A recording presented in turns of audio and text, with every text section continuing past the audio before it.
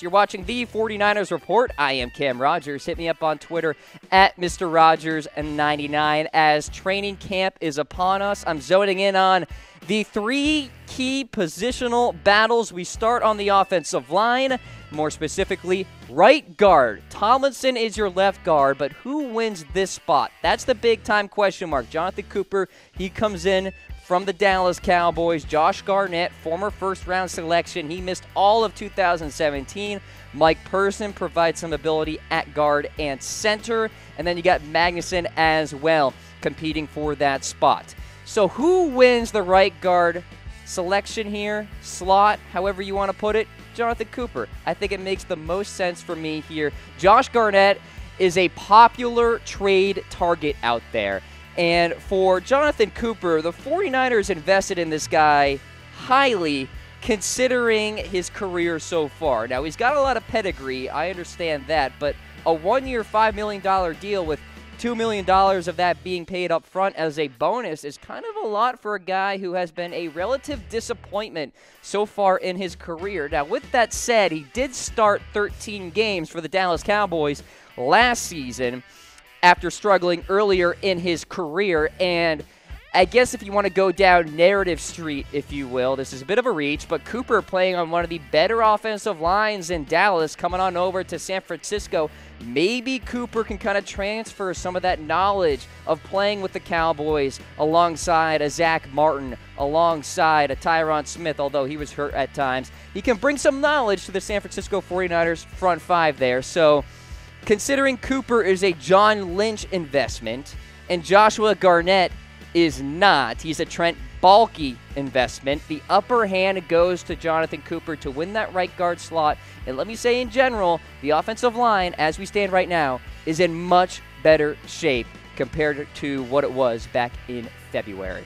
All right, guys, you guys are watching the 49ers Report presented by the Game Time app. Get up to 60% off all those last-minute sports tickets, concert tickets, and theater tickets. The website, you see it on your screen, chatsports.com/tickets. That will take you right to downloading the app on iPhone and Android. Get it done today.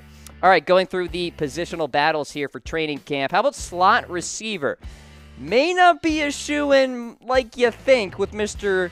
Trent Taylor here. Richie James has been stealing some buzz out there that he has been really impressing the coaching staff, especially at rookie minicamp. Dante Pettis was a high investment in this past draft. He's got some special team ability as well, but he's a spark plug. So for Trent Taylor, recently had a surgery on his back. Looks like it's going to be fine for training camp and all that, but keep in mind, back injuries can be kind of iffy at times. Now, who wins this slot? Well, it's Trent Taylor. He's the favorite, and he's going to win it, in my opinion. In fact, I think he has Pro Bowl type of upside.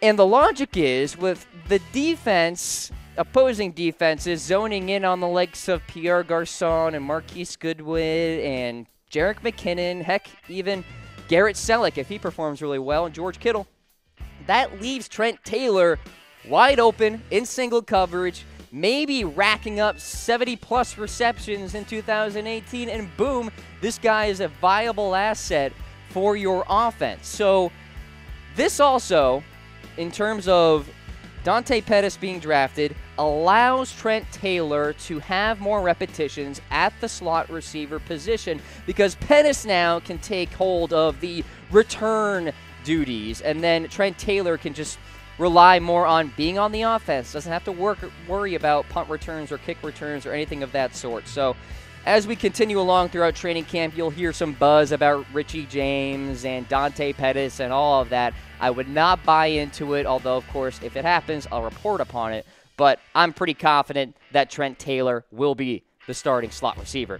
And then finally, how about the third running back on the depth chart? So it's really a battle between or among Mostert, McNichols, and Joe Williams. And let me just say this, the 49ers are not likely to have 4 running backs on the 53-man roster here. McNichols, he's a long shot. Joe Williams may not make the team either. And then Mostert, well, he's got special teams ability, which I think gives him a leg up. And that's why I'm selecting him to win the RB3 spot here for San Francisco. Obviously, McKinnon is the guy atop the depth chart, and Matt Breida seems to have the running back number 2 spot all solid there, so that leaves running back number 3. And with Mostert, actually performed pretty well until he got hurt last season. He was named Pro Football Focus's top special teams performer over the first quarter of the year.